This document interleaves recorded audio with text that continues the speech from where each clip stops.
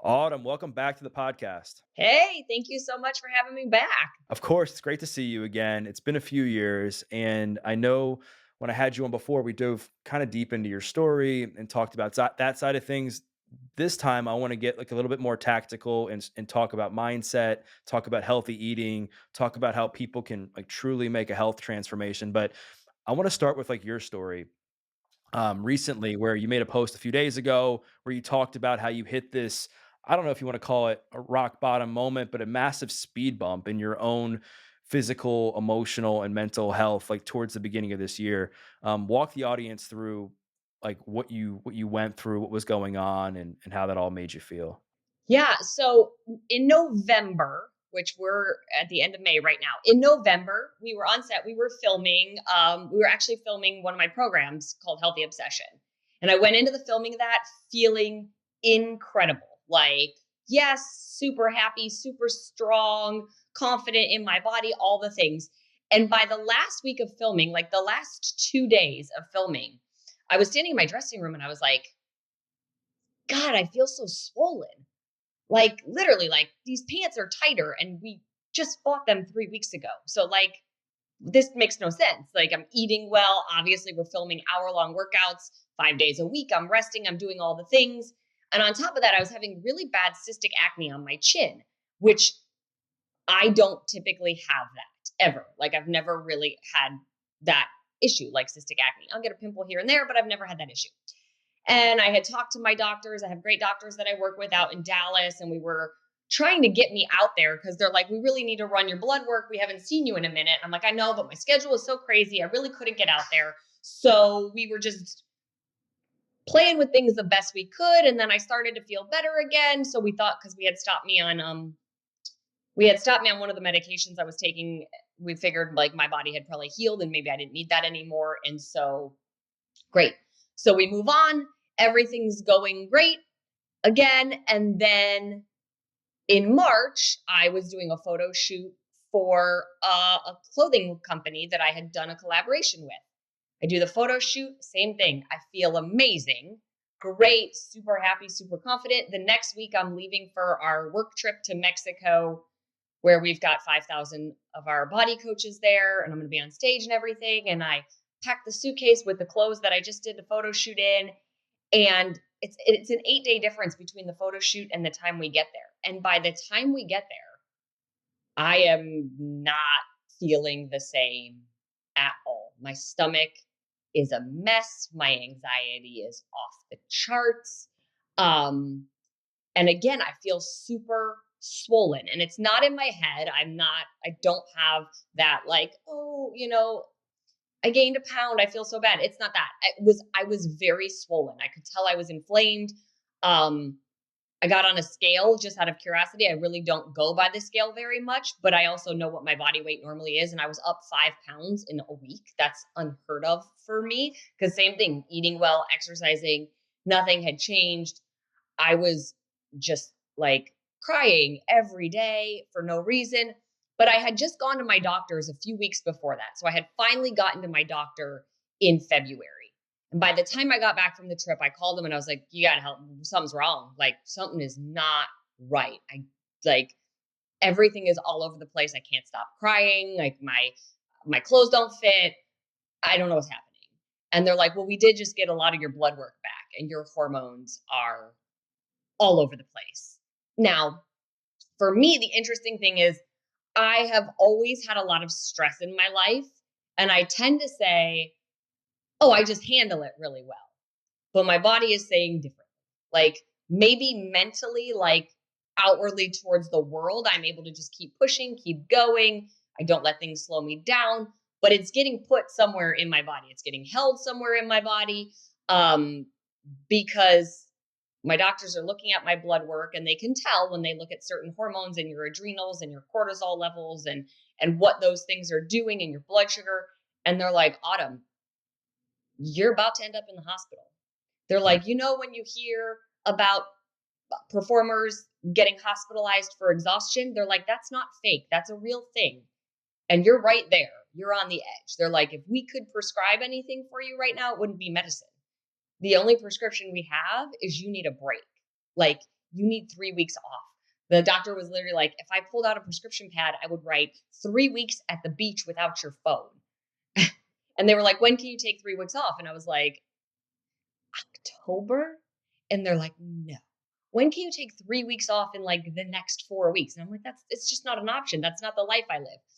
But since that isn't the life I live, and I do have a lot of obligations and things that I need to take care of, it really has become more of what are all the other things that I can do to help my body and help manage my stress, um, to feel my best. So that's what I've been working on a lot lately. And thanks for sharing all that. I know it's not easy to talk about this stuff. And I know you've been pushing yourself for a while. I mean, you've been with Beachbody for a long time. You've had a lot of success. You've come out with new programs. You've always been somebody who has been like one of the main spokespeople for Beachbody. You've built a massive platform over the years.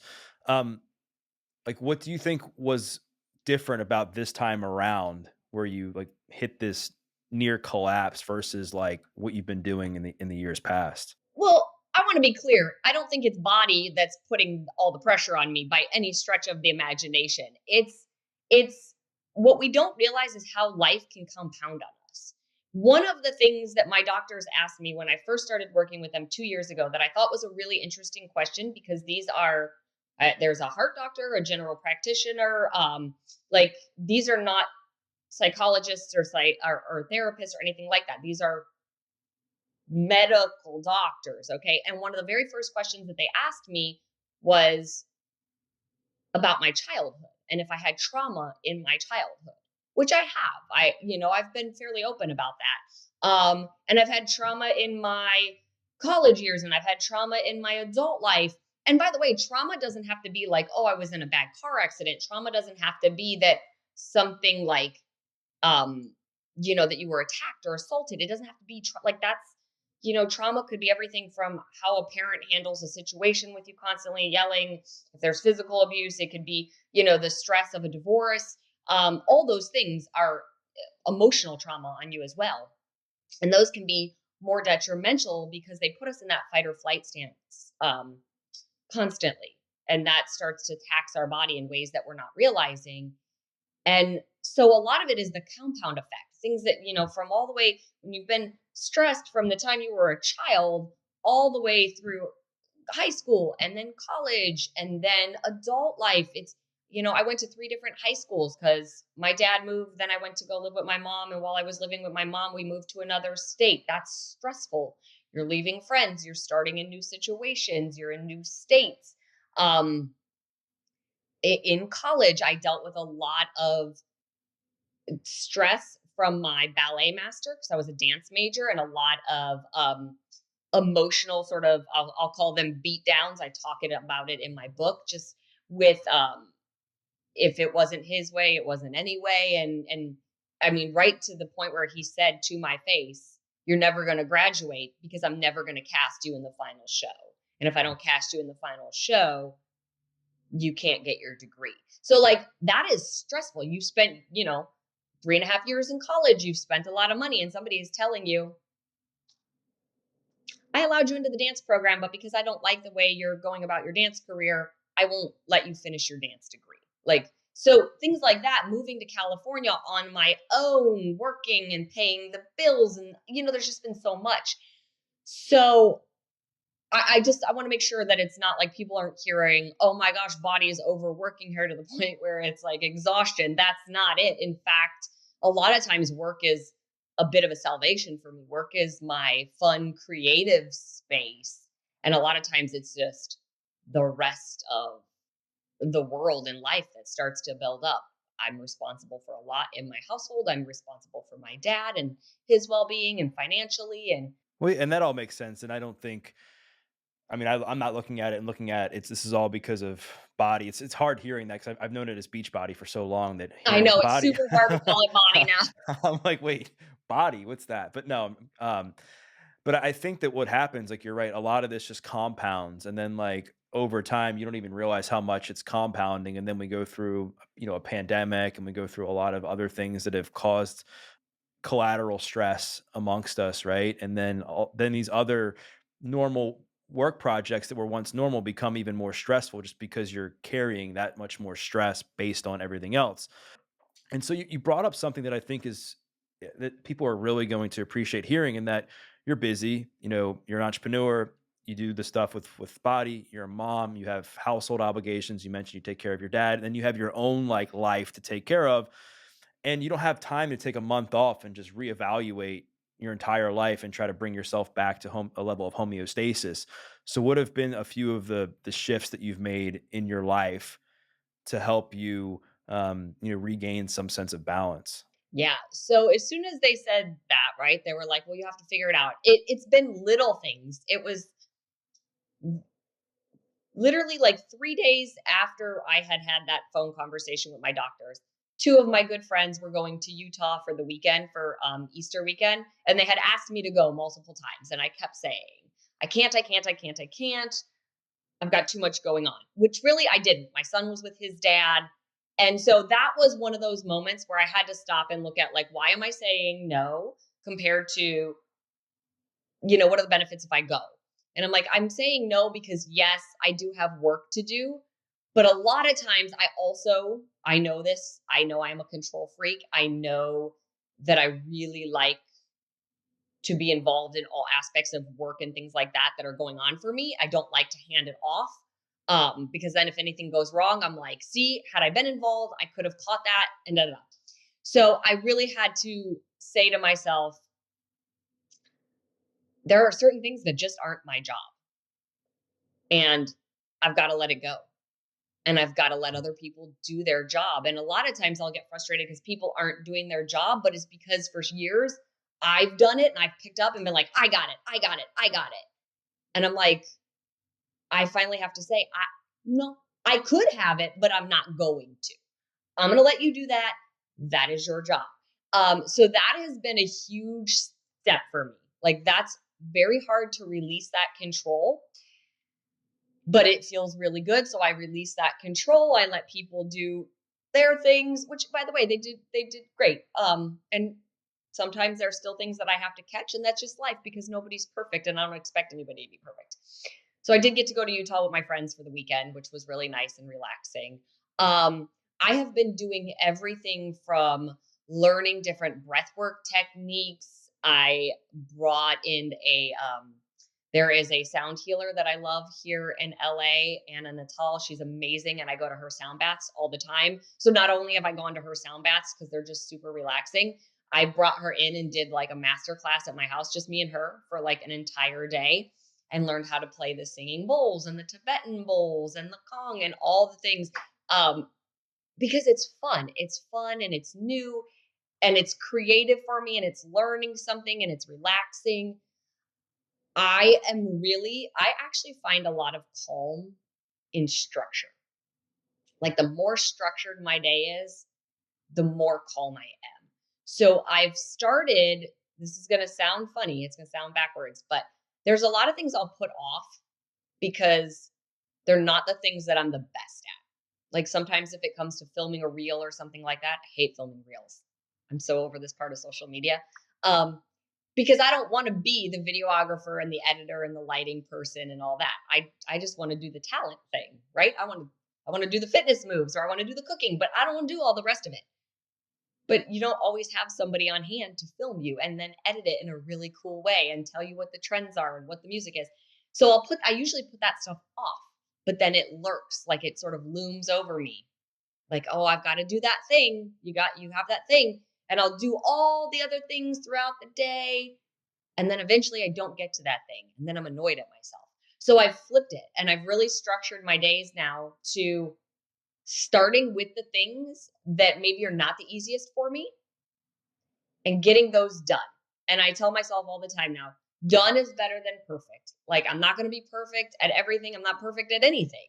So if it's just not the best, I'm going to give it my best effort.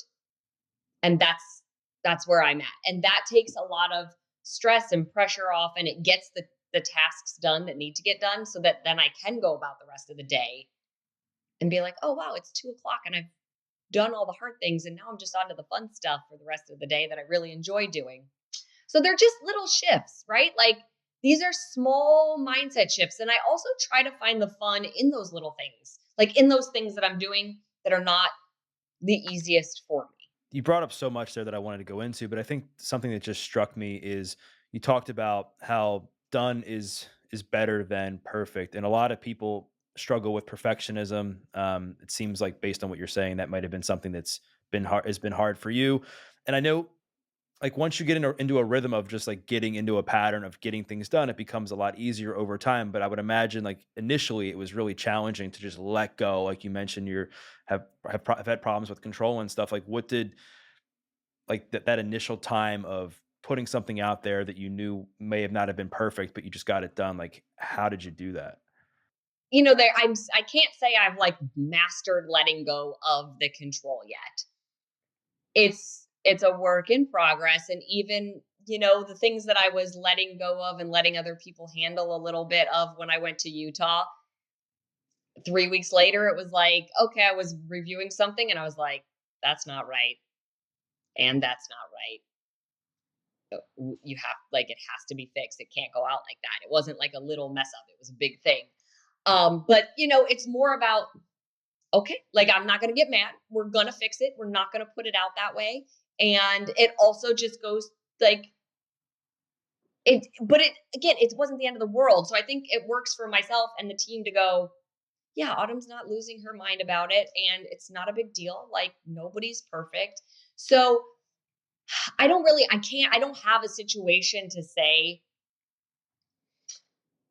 how I've done so much better with letting it go. It's a daily thing, and yeah, it's just a work in progress. I don't have a good answer to that right now because I am a control freak and I am trying to be less of one. And so maybe I guess the best thing I could say is sort of what I'm doing with those things that I don't love doing and putting those first and getting them just done. And again, I'm not doing it in a sloppy manner. I'm still giving it my best effort. But I just have to it's either do it to the best of my ability and complete the task that somebody's waiting for me to complete, or don't do it at all, and then I've got a bigger issue on my hands. Yeah, that all makes sense. Like you have to like get comfortable with doing the things that are hardest for you, and not expecting perfectionism from something that maybe you don't have as much experience in or haven't put as much time or effort into. So yeah, that all totally makes sense. From like a health and fitness perspective, like have you made any adjustments with your workouts or how you eat, sleep hygiene, to help you with balance? My workouts are still very similar because I don't go crazy on my workouts anymore. So I still work out 30 minutes a day, 5 days a week. Um, Lots of variety in my workouts right now. I've been going and doing Pilates on the reformer and Pilates mat classes because it's just something new and different and fun for me. It's not new. I've done it many times in the past, but I haven't been doing it in recent years. So it's fun to go back to it. It's fun when it's a little less in my work environment and a little bit more in the just because I enjoy being physically active. So going out and just trying new things, that makes the workout part even more fun for me. In terms of my nutrition, um, there's a lot that I'm playing with. I don't want to go into a whole lot of it because I can't give a really detailed plan because I am playing with it. That's the thing, is like I'm really experimenting. I've been learning a lot. I'm doing a 6-month hormone health class with the Integrative Institute of Nutrition, which is incredible and so much detail and science there. I think I've read 4 books now on hormone health, all written by 4 different doctors. So they all have their own different approaches to it. A lot of similar ideas, but different approaches on how to get there. So a lot of it is sort of reading it, playing with it, saying, how do I feel like that could work for me? How do I tweak it in a way that makes more sense? They'll talk a lot about intermittent fasting, which is stuff like that's stuff I do every day anyways. I usually eat dinner between 6 and 7, and I usually don't eat breakfast till 7 or 8. So there's a 12 to 13 hour fast there already, but I'll play with a little bit longer times sometimes. I've been very careful about my added sugar intake. I don't eat a lot of added sugar in general, but One of the things that we found when we got my blood work and all my tests back was I had a bit of overgrowth of candida, which is a yeast that we all have in our body, but when it gets out of balance, it can cause a lot of problems. And unfortunately, really the only way to get rid of it is to kill it off is and you have to starve it off and it feeds on sugar. So it's like no sugar. Like you can't have any. You can't have fruit, you can't have starchy carbs. Um so that has not been the most fun, but I, I can feel the difference and I can feel that that may have been an issue. Like that might have been a bigger issue than I even realized. So there's all these different things. The biggest advice I can give to people is to stop looking at fitness and stop looking at nutrition in regards to just how you look, right? Like, stop treating it like, or stop assuming that everybody, even in the fitness and nutrition industry, is saying you have to have a six pack or you have to look a certain way. Because that's not what it is. Like, how you look, those are after effects of taking care of your body. And one of the best ways you can take care of your body is really starting to get in tune with yourself and understanding your body. This is something that I feel I've had for a really long time because I grew up as a dancer and I was always just I have very good body awareness. I know instantly when something is not right in my body. I will pick up on things that you would not think like most people would not recognize, oh, that might be a trigger from a food. Um one of my food sensitivities, I'll just explain this to you. One of my food sensitivities for the last 7 years has been nuts. I really haven't been able to have nuts since I was diagnosed. And once you remove a food from your diet that is a sensitivity, if you keep it out long enough, there's a there's a chance, depending on how bad it affects your body, that you can add it back in small amounts. But it takes time. So, like I said, I have really not had nuts in 6 or 7 years. And in the last couple times we've done my food sensitivity tests, nuts have not shown up as a sensitivity. And my doctors were like, go ahead, try it, like just a little bit, start slow. I was like, great. So I added in a little bit of cashews one day. Great, didn't have any issues. Another day or two later, I added in a little bit of pistachios, no issues. Did that for like a week and a half. And then all of a sudden, I kept noticing like my eyes were getting so dry, like crazy dry. I'm like, man, is this allergies? We had a lot of rain here in LA. Now everything's blooming. And I was like, it's got to be allergies. But I was paying attention, kept paying attention, and I have a lot of awareness of my body. And the next time I ate nuts, I was like, oh my God, my eyes were not dry and now they're super dry.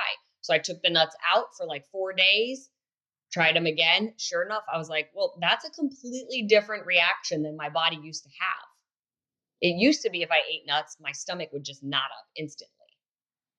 So one might think, oh, I ate nuts and my stomach didn't knot up. Yeah, I don't have a food sensitivity and not even correlate, oh, my eyes are super dry now. That I think is coming from the nuts. And so sure enough, I asked my doctors and they're like, yeah, you've had them out of your diet for 7 years. So a lot of times it just won't show up on the food sensitivity test. But yeah, if that keeps happening, just take them back out. These are the things that are important to be aware of. And that's why I say it's so important to stop looking at fitness and nutrition as just, is somebody judging me on my size? It's not that. It's about what all those domino effects are when you're eating the highly processed food, when you're eating the excessive amount of added sugar.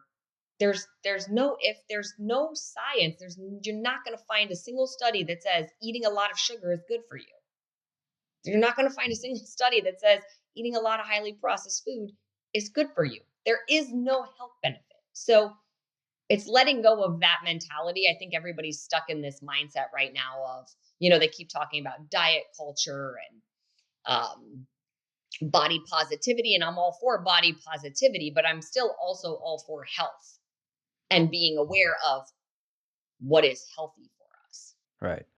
So let's get into that and talk about maybe there's somebody who's listening to this, or maybe they have a spouse, they have a loved one or a friend where they've just there's a lot of collateral damage, right? Somebody who hasn't exercised in 10 years, 5 years, they haven't been eating healthy at all. It's maybe not realistic for them to go from somebody who was, their dinner looked like McDonald's and soda and alcohol and all this stuff to, eating chicken, broccoli, and rice, right? I mean, Obviously you've had a lot of experience in your own health, but also just helping. I mean, I would imagine tens of thousands of people or throughout the course of your career make these shifts. So, what are a few like tips you might have for somebody to be able to get started with this in a way that's manageable? It's always, I believe it's always best, instead of focusing on what do I have to remove, instead, if you focus on what can I add in, it's a much easier mind shift.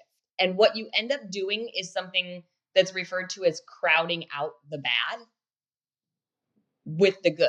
So, okay, if you're somebody who drinks soda all throughout the day, instead of automatically saying, I'm going to take the soda out because look, there's sugar and there's caffeine there, and that is going to lead to side effects, right? You're going to probably have caffeine headaches, and you're probably going to crash off the sugar not having it. So instead of just going, okay, I'm just cold turkey getting rid of it, instead go, okay, before I drink a soda, every time before I drink a soda, I'm drinking 8 ounces of water first. That's it. First of all, your thirst is going to be quenched by the water. Your stomach's already going to be a little bit full from drinking that water. So you're probably not going to drink that soda quite as much, but at least you're also hydrating your body. And that's going to help you hopefully start to crowd out the large quantities of soda. Or if you're the same way with coffee, right? Like, okay, I'm having 8 ounces of water before I have that cup of coffee. You might just find that you drink that water and all of a sudden you have the pick me up that you need because maybe you were just a little dehydrated. Same thing when it comes to your food. Now, of course, I would love to say, like, let's just not go to the McDonald's and let's not eat the fast food. But if you're not quite ready to give that up, then start saying, okay, I eat no vegetables. If I eat no vegetables at all, I'm going to try to eat one full serving of vegetables a day. That would be 1 cup. Pick. You can even, try different ones. Do you like broccoli raw? Maybe you like it dipped in a little bit of ranch. Careful about the kind of ranch dressing you get, tends to be loaded with sugar too. But or maybe you want to try them sauteed, or maybe you like it in the air fryer, maybe you want it in a salad, right? So there's different ways to try the vegetables and be like, okay, I got 1 cup in today. That wasn't so bad. Maybe a few days later, you're going to try to get in 2 servings of vegetables throughout the day. Now you're getting more fiber, you're getting more nutrients, you're going to be full a little bit longer. There's ways that you can start to add these beneficial foods in that, like I said, will crowd out the not so good food.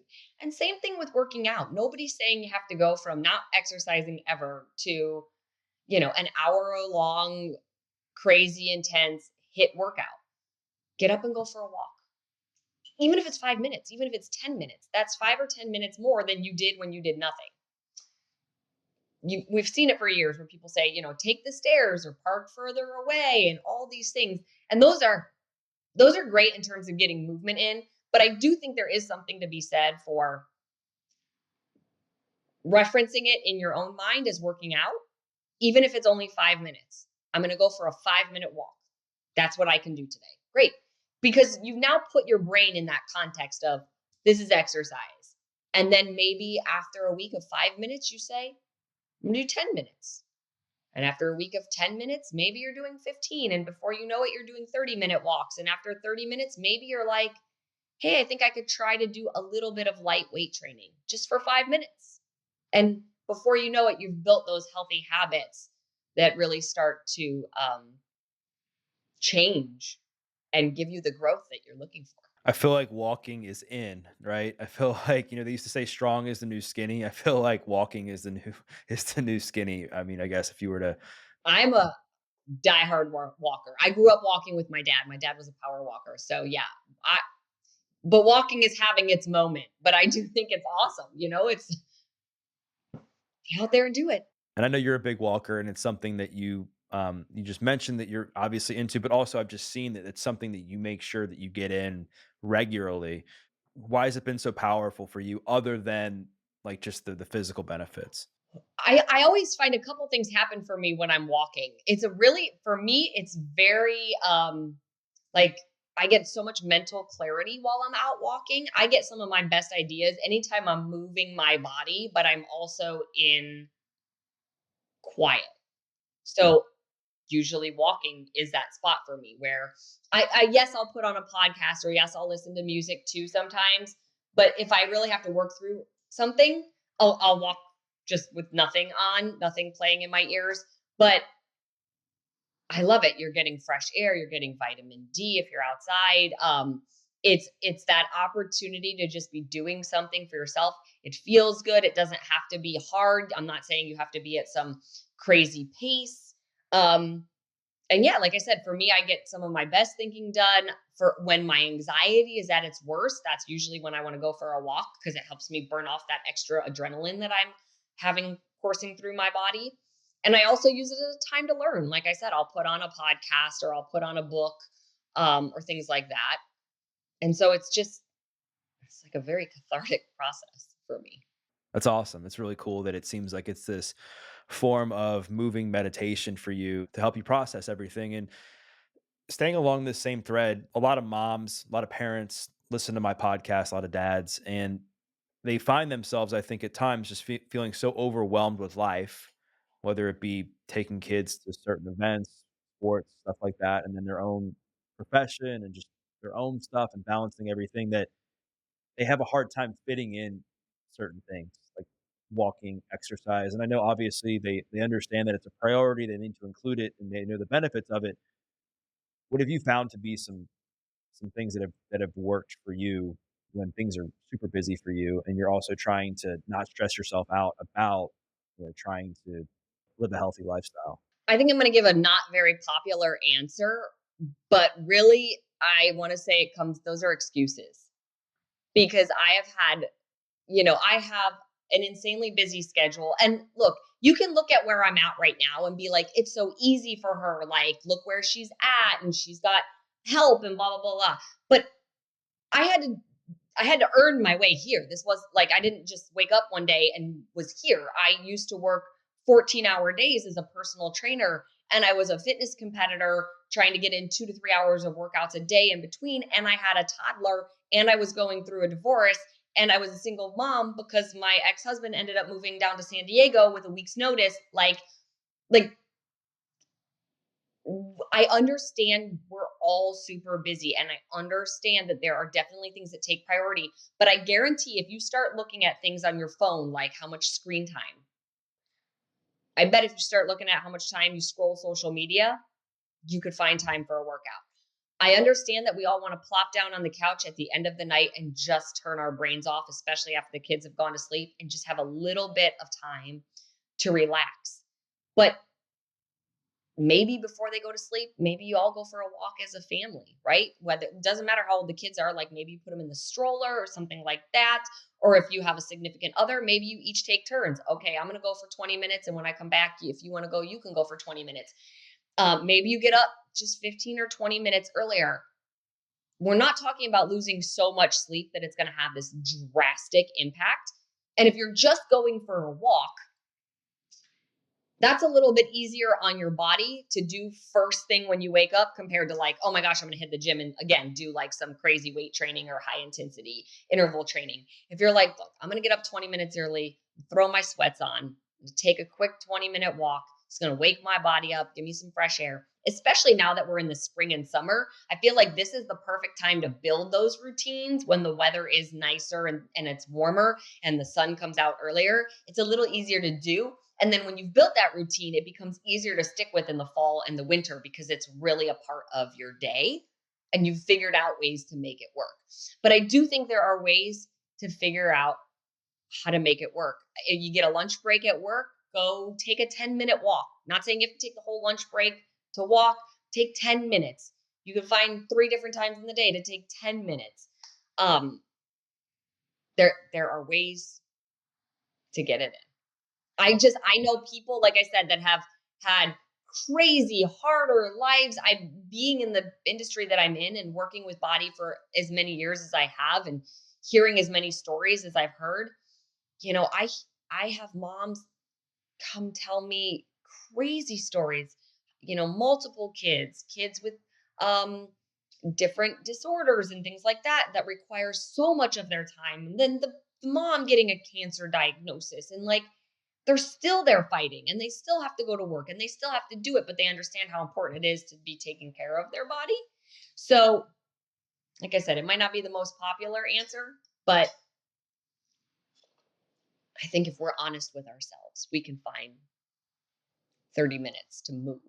100%. Like you got to accept and acknowledge that life is hard and that things are can be overwhelming at times. But then it's like, well, what are you going to do about it? Like, where can you fit in exercise that day, that week? Maybe it's not an hour and a half at the gym, but maybe it is just going on like a 30-minute jog if you're a runner. Maybe it is just you know doing a bunch of push-ups and pull-ups or whatever you have access to at a park. Or I could come up with a million examples, but just figuring out like where you can fit fitness into your schedule at that time in your life, and then just knowing that if you're in this for the long run and it is like this thing that you're going to be doing the rest of your life, that this moment where you're not able to get as much exercise in is just a blip on the radar. And speaking of that, obviously a lot of people that come into body programs, or even like, I don't want to just say body, but just some programs in general where there's like a timeline where it's like 21 day this, 80-day that, 90-day this, and they'll have these unrealistic expectations that if they do this, that this is going to unlock like health for the rest of their lives. What is your advice to somebody who is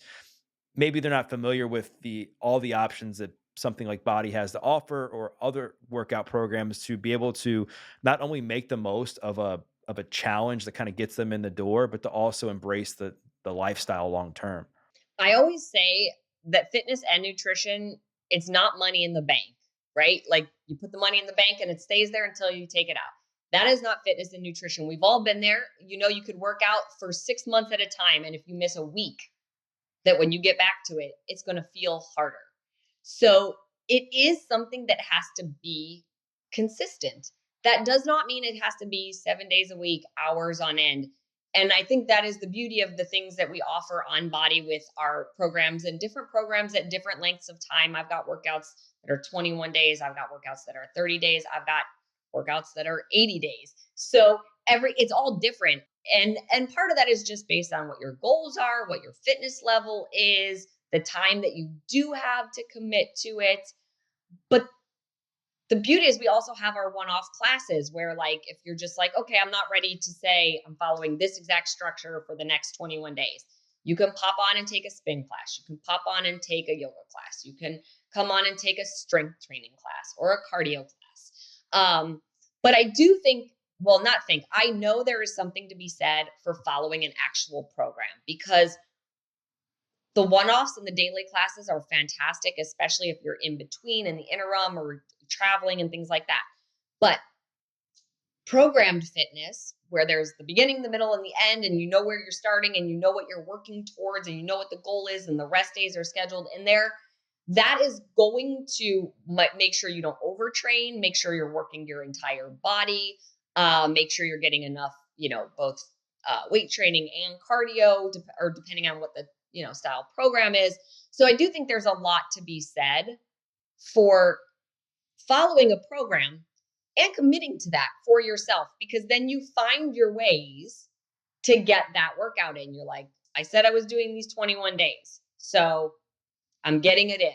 I got to find the time. I got to make the time. We don't find the time, we make the time. That's how it works. Um, and before you realize it, you're like, oh, this does work with my schedule, and I can do this. Um, so yeah, I think it's really important though to remember that you don't want to go and put all that work in and then finish however long the program is and be like, I feel great, I look great, I'm done. Your health is never done. It is a journey, not a destination. It certainly is a journey, not a destination. And like one other thing about like specific types of workouts, obviously, um, there's been more of a push um, for people and women specifically, I think, to lift heavier as they get older, to again optimize their hormone levels, to um, improve body composition, to improve their overall health, longevity, stuff like that. Have you like dove into that world of like lifting like heavy weights, or are your workouts still like similar to what you teach on Body? Oh, I have plenty of heavy weight training workouts that I teach on Body. Again, I was a fitness competitor. I've been lifting heavy for years. You won't ever see me saying, like, I'm not the person who says pick up threes just to pick up threes and let's do, a bazillion reps. I'm always all about picking the right weight for the number of reps that we're doing. But I will tell people, even in something like, okay, 21-day fix where we have minute long intervals, that's an endurance interval right there. But I will say to people, you can decide what you want in this endurance interval. Do you want to lift heavier? If you're lifting heavier, you're going to get less reps in, and that's okay because that's your goal, is a little bit more strength. Or maybe you are going for more muscle endurance. You want to go with a medium or a lightweight and just, bust out those reps. Make sure you do it with proper form still. And then we've got stuff like 80-day obsession. With 80-day obsession, it's all periodized. So we have weeks where we're lifting a little bit lighter and we're in a 15 rep range. And then we have weeks where we're lifting heavy. We're only in a 10 rep range. And when you're lifting 10 reps, that's heavy weight training. Same thing with 9-week control freak. The way that program is designed, it's still a very strength heavy program. The most reps we do is 12. Um, week week 1 of each phase is 12 reps. Week 2 of each phase is 10 reps. Week 3 of each phase is 8 reps. We're really like more in that hypertrophy phase. So I'm all for heavy weight training, but I'm also for making sure you're doing it with proper form. You don't jump into the deep end with weight training. You need to make sure you know what you're doing before you just start picking up super heavy weights. Balancing that out with flexibility is really important, right? Because a tight muscle is not a strong muscle. It's not going to work properly if it's super tight. So you need to make sure you're doing your mobility and your flexibility. And cardio is still important. We still want strong lungs and a strong heart. So there's a balance between all of it. But yeah, I do love heavyweight training. I just did a heavy leg day this morning. Let's go. That's awesome. And so obviously like companies like BODi and others have provided so much value to the everyday fitness consumer, even the fitness enthusiast, to help them get in shape and improve their overall health, improve strength, cardiovascular endurance, like we just talked about. But if there were like one area where, and again, not body and not just body, but just these companies in general, and that where they fall short. Like if you had like the key to the car and you're like, you know what, I could just add one more thing, and I think it would really like take this to the next level. What would it be? I know people are gonna think I'm saying this because I work for the company, but I swear I'm not.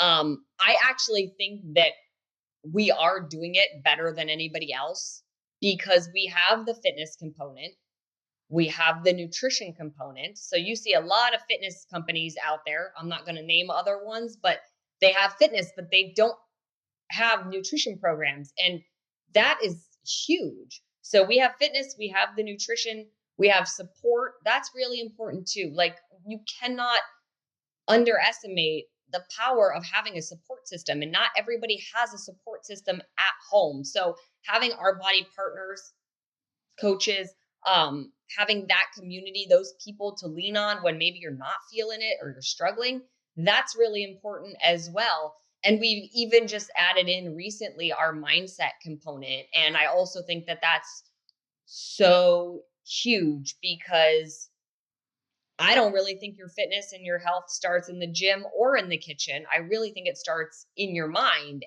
and how you look at it. Why are you doing it? What is your why? What are you showing up for? What is your feeling around it? Right? If you're putting a bunch of negative thoughts around fitness and nutrition, you're probably not going to enjoy it and you're probably not going to do it. But if you start adjusting it, if you start finding the fun in it, if you start saying, what is this going to do for me? How is this going to help me? How am I going to feel if I stay consistent? That mindset shift is really important and it carries into the rest of your life too. I tell people all the time that fitness is a metaphor for life. When you're in there and you're doing hard things in your workout, um, that shows you that you can do hard things in life, whether it's physically or mentally, because you're going to have to overcome both when you're in the workout. So, like I said, I think people will probably assume I'm saying that because I work for the company, but I'm really not. Had you asked me that question a year ago, I would have said I think mindset is really important to add in, but we were already in the process of bringing it to the company. And I know there's a lot of, like I said, there's a lot of different companies out there that are either doing fitness or doing nutrition or doing mindset, but we're the only one that has all three plus the support. Um, I don't have off the top of my head like a thing. Like what else would I bring in? Well, I want to talk about the mindset piece because you brought up something that I think a lot of people struggle with in that, and maybe they're not even aware of it, in that they see diet and exercise as some form of punishment. Like I have to, exercise because I hate myself or because I hate the way I look. And I think from my experience, that can certainly get you off the ground, like when you're really angry at yourself, but it can't keep you going. So, what are some like prompts, or I don't know if it's a journaling exercise that BODi provides or that you help people provide to help them make that shift where they can use, diet and exercise as a form of self-care? I talk about a lot of different things actually in the 21 day fix super block that just came out in April. I really went hard on the mindset there. And even at the end of workouts, I would give certain prompts and things for people to think about. And like I just said, I think it's asking yourself the question, why? What is my reason for doing this? And don't just go to the first reason. Like keep asking yourself why, right? If okay, why am I here? I want to lose 20 pounds. Okay, well, why do I want to lose 20 pounds? Because I'm really tired and sluggish. Okay. And what will happen, or why will I feel better if I lose that 20 pounds? I won't be tired and sluggish and I'll be able to keep up with my kids. And when you keep going deeper and keep asking yourself, you're going to get to something that's no longer a superficial answer. And that's going to be the thing that you can lean into on the days where you don't feel like doing it, because we all have them. I have days where I wake up and I don't feel like doing it. And those are also the days I give myself permission to change up. Maybe I don't do what's on the schedule that day. Maybe that is the day I go take a class, or that is the day I go for a walk or something like that. But, asking yourself, what is your why? Why are you here? Why are you doing it? Asking yourself, how am I going to feel if I stick with this? Or how am I going to feel if I don't stick with this? That's another great one. In general, Tony Robbins says this, and I love it. He says, ask better questions to get better answers, right? Because if you ask a crummy question, you're going to get a crummy answer.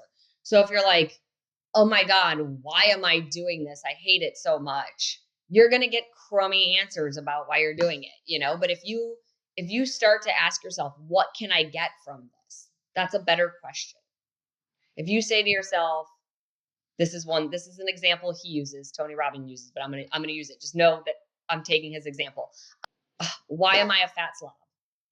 Your brain is going to give you answers to that question. It's going to be like, well, you eat all the junk food and you refuse to work out and da da da, and life is so hard and it's never going to be easy for you. Those are going to be the answers that you get. But if you say to yourself, what can I do right now in this moment to just start feeling better? Your mind's gonna give you those answers too. I can get up and take a walk. I can go get a glass of water and drink that to hydrate my body a little bit. I can write down 5 things that I like about myself. I can, call a friend that and have a conversation that will make me feel better. Like there's so many better answers that you'll get if you just ask that better question. So be aware. I think that's a hard one for people. We ask ourselves questions all days long. Like we have this conversation in our head all day long that we don't realize that we're having. And so often it's just the same questions on repeat. We have the same conversations with ourselves every single day. And then we wonder why nothing is changing. If you stop and become aware of the things that you're thinking about every day, just like, just stop and ask yourself, if somebody else was talking to you and saying all those things, would that be a conversation you'd want to be involved in? Because sometimes we don't realize just how much we're in our head, just complaining about everything. And then you're like, oh my gosh, what if my friend came up to me and for like the last hour, this is what they just kept rambling on about? You would be so over that conversation so fast. 'Cause nobody wants to sit there and hear negativity all day long. Like, yes, you'll be there for your friend, but at a certain point, you're like, okay, we're done with this now. So don't be your own worst enemy between your ears. And then kind of bringing this back full circle a bit, like we touched on, like your the problems that you've had with your hormones over the last, I guess, 6 months or so, and then how you've navigated that. Also talking about mindset, negativity, how you talk to yourself. When you initially like fell into that, or you initially hit that hormone roadblock, I guess you could call it, did you fall into any kind of negativity towards yourself about that? Any kind of shame? And if so, like how did you get yourself out of it? It wasn't shame as much as it was frustration. Um, And there was, there's always moments where I'm like, oh my gosh, here we go again. Like 6 years ago was my gut health, and I've been working on that. And now the gut health feels better. And now it's this. And why is it always something? But I also will catch myself really quickly because I know that that leads to nowhere. That I can ask myself all those questions. It doesn't solve anything. So, yes, I think we all get in that moment for a split second, but it's how quickly you can recognize that there is no problem solving to be had in sitting in those questions. Why me? Why is this happening again? I do so much to take care of my body. No, Autumn, obviously you don't do so much to take care of your body because something's not right. So you're missing a component, right? Like I could sit there and say all the things I eat so well and I exercise and my sleep is really good and I get massage and da da. Okay, but you're not managing your stress. So you're not doing everything you need to be doing. Um, so then I go, okay, so what do I need to be doing? And I like to be a problem solver. So I will dive into the solution. You got to spend more time on the solution than the problem. So many people dwell on the problem. Oh my God, this is happening. This is happening. This is happening. And they keep sitting in the problem, but they never switch over to the solution. Sitting in the problem is just going to leave you with the problem. So you got to go sit in the solution, or ways to try to find it. So for me, that's what it is. I'll have my moment, but I also know that's when I have to get to work the most. And I think all of our challenges in life are that. Our only problem is that we think we're supposed to have no problems. Life has problems. That's just the bottom line. It doesn't matter how good your life is, you're still gonna have problems. Like life is gonna throw you curveballs. So instead of being like, oh my gosh, I have problems, be like, yeah, well, okay, well, that's life. We have problems. So how do I solve this problem? It's so true. Like there's always going to be things that come up in life, but I think the real way you know you're growing as a person is like how you deal with all that. There's a day long problem turn into a month long problem. There's a minute long head trash moment turn into a 24-hour head trash moment. Like you have to find ways to deal with all that. And with that said, a lot of the people I've trained over the years have struggled with when they have a quote unquote bad day, like eating.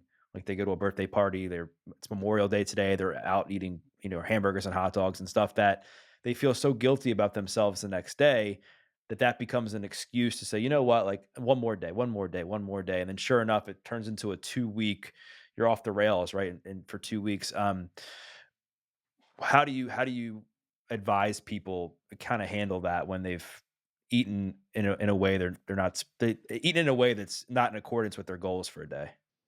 I think again, it's all about the mindset that we have around food. That is a lot about our relationship with food.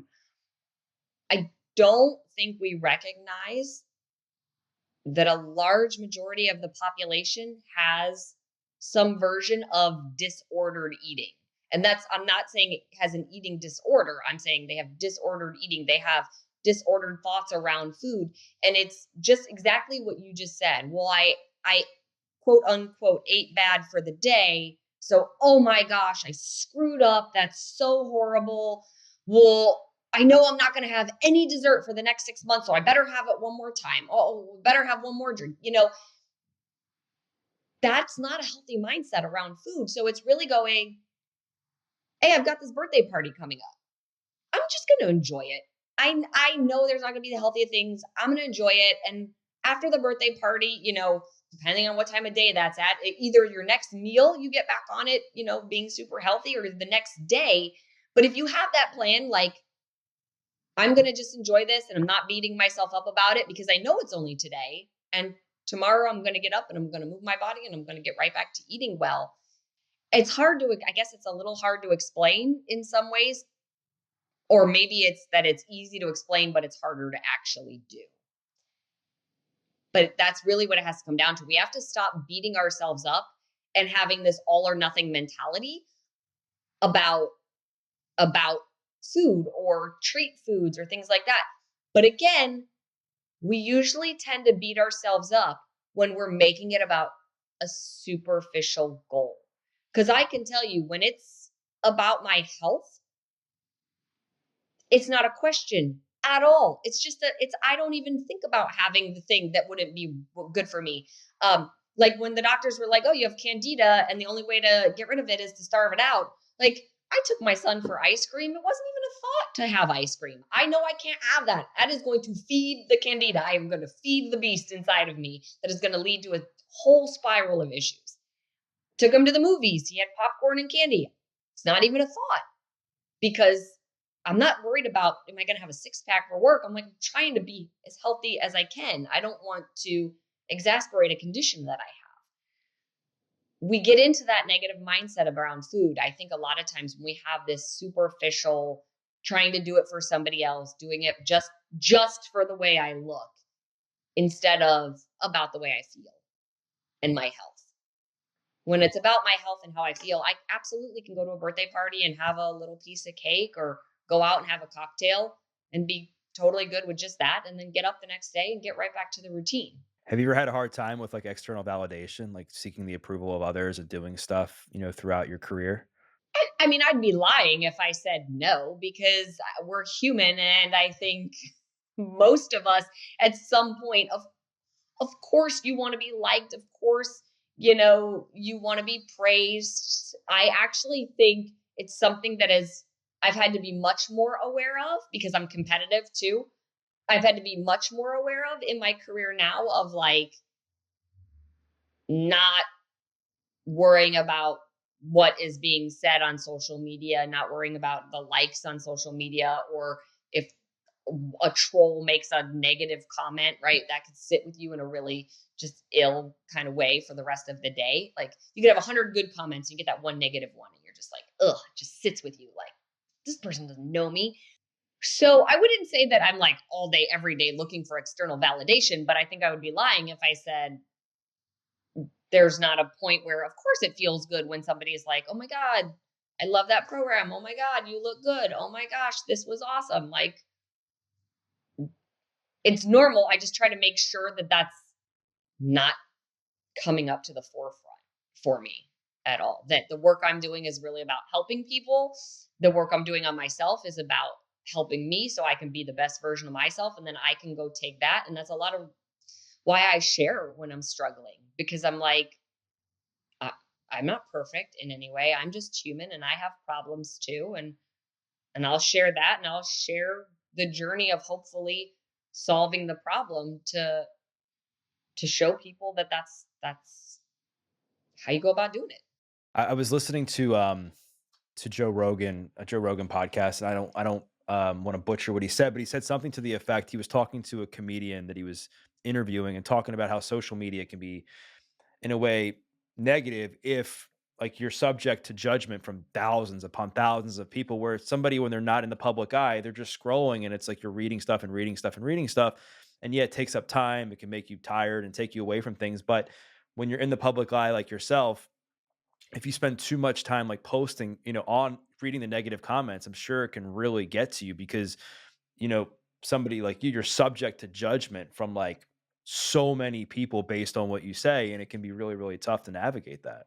Yeah, for sure. Because look, when you have almost a million people following, even though you don't have a million people engaged all the time, um, yeah, it's just a numbers game at that point. And even though I don't get that much hate, I get enough. I think just like anybody, at a certain point, you're gonna and like I said, one or two or three, and it's also very interesting when you're on your way up people will really cheer you on. So when I first started with the company and coming up and, was still single mom in the apartment and still working 14 hours a day as a trainer and filming and taking care of Dom, who was 2, I guess maybe that's a little bit more relatable than where I'm at right now in life. And maybe people coming on and seeing where I'm at now haven't seen the whole journey up to here, but they'll definitely champion you until a certain point.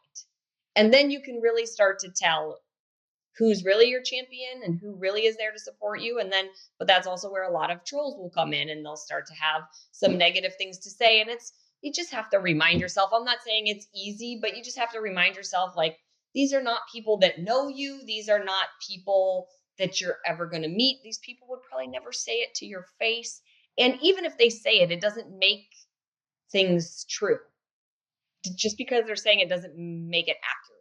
So it's one of those things where it happens. It's unfortunate that it happens because nobody would want it done to them, but you got keyboard warriors and they'll do it. So I don't. Usually I post and it's rare if I'll go back and read comments. I try to read sometimes because I really like to have my pulse on the finger of my followers and or have my finger on the pulse of my followers. Like I want to know what they want from me and what their questions are and stuff.